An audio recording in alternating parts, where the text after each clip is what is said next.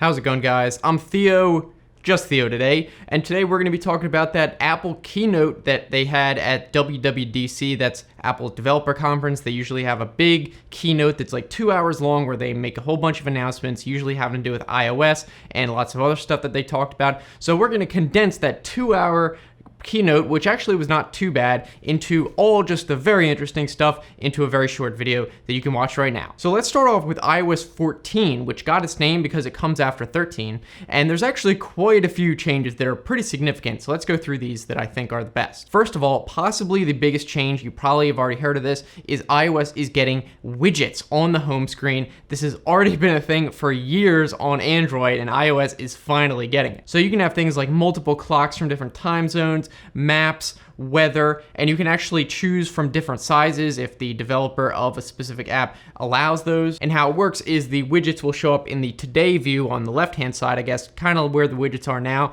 but they'll just be able to now be dragged onto the main home screen, and it'll be able to be placed in that grid just like icons, and they will be moved out of the way. And one really cool feature is what's called Smart Stacks, where you'll actually be able to place multiple widgets in the same block, and then you can swipe between them. And you'll actually be able to set these so that the Smart Stack will automatically show at different times of the day or in different contexts. I don't know how you'll be able to customize that, but one example they gave is maybe being able to show the weather app in the morning, and then, I don't know, maybe you could choose the Maps app when you're getting ready to commute home. I assume you'll be able to set those times however you want. Another big change is how icons will now be able to be arranged. So as you know now, if you install an app, it goes on the home screen somewhere. You can't hide them anywhere. All your apps are there. Well, that is now changing. You can now hide apps, icons, from the home screen, and then they just won't appear.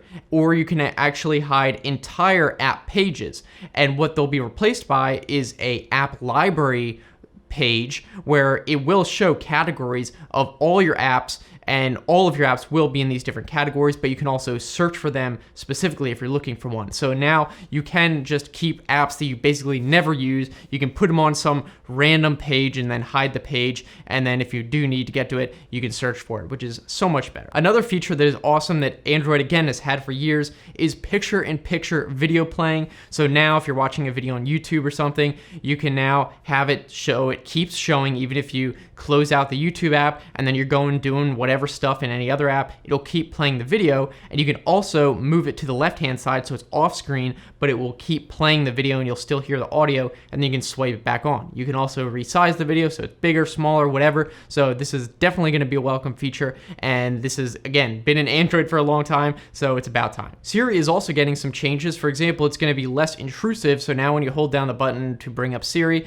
it will just show a little icon at the bottom of the screen. It doesn't just take up the entire screen anymore, I'm assuming, unless you actually ask it a question or something. So this is definitely a welcome change, though I really just hope they improve Siri's intelligence overall, because right now Siri is still basically the worst virtual assistant. It's the dumbest one. I have so many instances where it will recognize what I'm saying, but then it will just completely do the wrong thing. I posted on Twitter one example where I asked Siri to remind me at 8:35 the video is released, and it actually interpreted me completely correctly, but the reminder it created was 35, the video was released, and it didn't even set a time for it. I'm like, are you kidding me? What is this garbage? So hopefully they actually fix Siri and actually allow it to catch up with all the other assistants.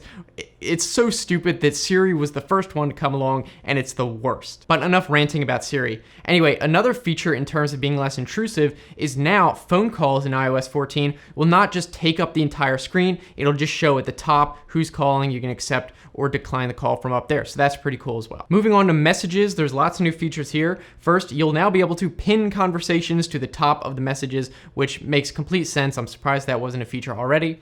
Also for group messages, group chats, lots of new features here. For example, you'll be able to do inline replies. So if you have a group chat with lots of people in it, or even not so much, but there's multiple conversations going on, you'll actually be able to reply and create a mini thread within the group chat so you can reply to a specific one and people will know which one you're responding to. You'll also be able to mention people specifically, which will be helpful if you have a bunch of people and you just want to talk to one specific person. You'll now be able to mention them, and then they'll get a notification that they were were mentioned. And I believe you'll also be able to set it so it will only notify you if you do get mentioned if you want that way. And another basic feature is you'll be able to set a custom group photo for group conversations, which is nice. Now, the next feature is one that I was not expecting at all, and it's actually going to be available in iOS 13 as well, and that is the ability to unlock your car with your iPhone, if the car supports it, of course. Now, they said right now the first car it'll be available for is the 2021 BMW 5 Series,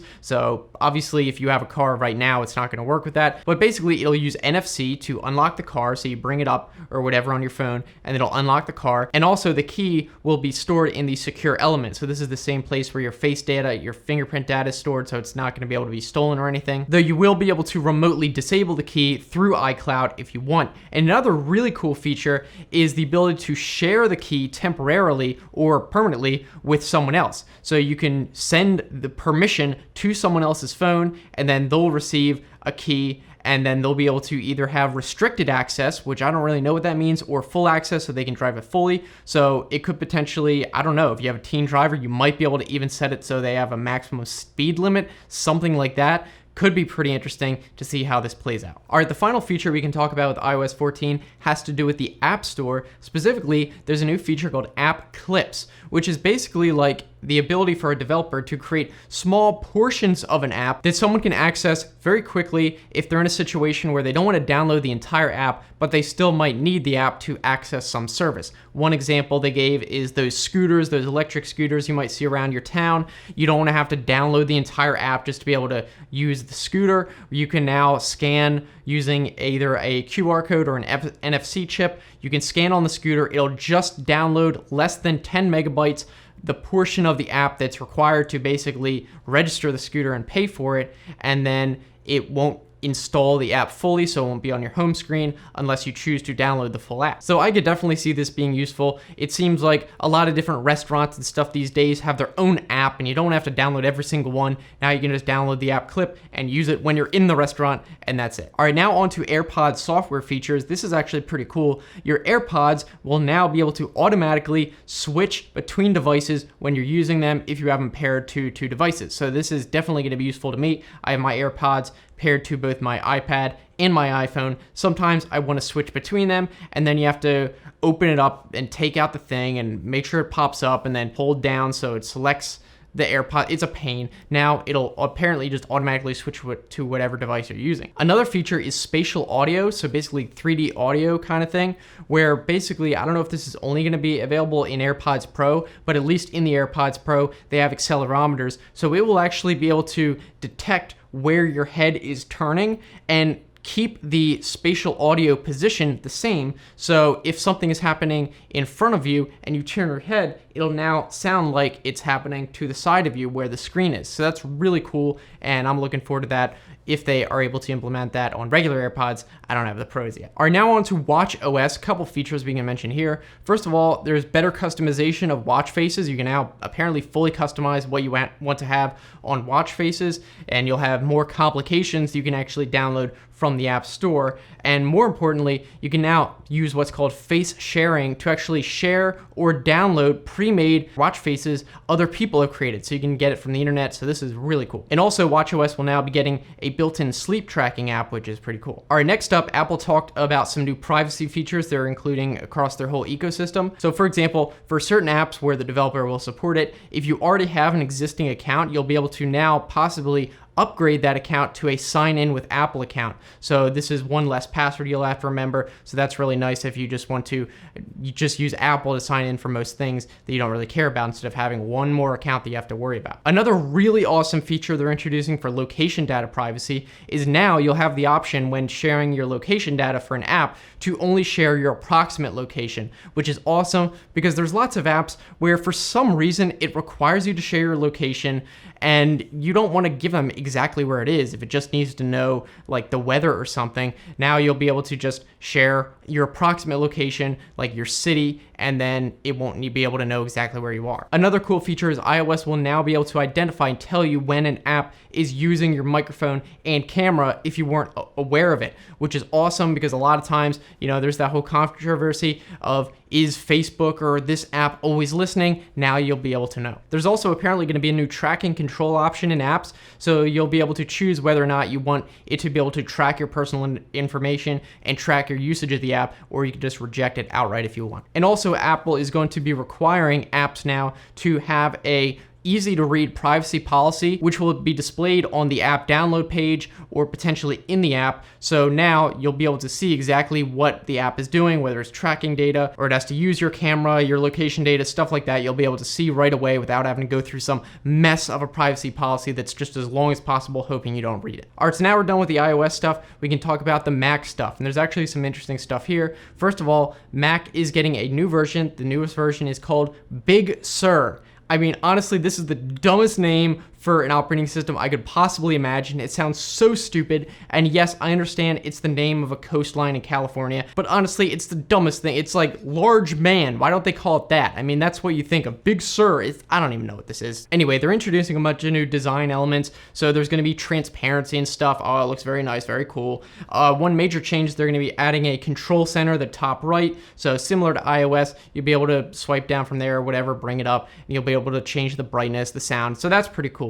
Right, having all this stuff right there. Also, here's a big thing. Safari is now getting extensions, or at least more extensions, and it's apparently getting some kind of new API where developers will be able to easily bring over any extensions that exist on other browsers like Chrome or Firefox, and now easily port it onto Safari, and you'll actually be able to control a lot more about how these extensions work. So on Chrome, for example, you just give it permission, it can read what's on every single site. With Safari, you'll be able to choose exactly, specifically which sites you only want it to be able to access on, so that's a lot better in terms of privacy if you don't want it stealing all your data everywhere. And finally, this is big news for Apple in general. They announced that Macs are now, or at least in the future, going to be switching to Apple's own silicon processors. So they're not going to be using Intel anymore. They're going to be developing their own ARM chips. So this is basically like what they already do for iPhones with like the A13 Bionic, stuff like that. They're not going to be using it on Macs going forward, or at least starting after a transition period of 2 years. So they said the first Macs that will be using Apple's own CPUs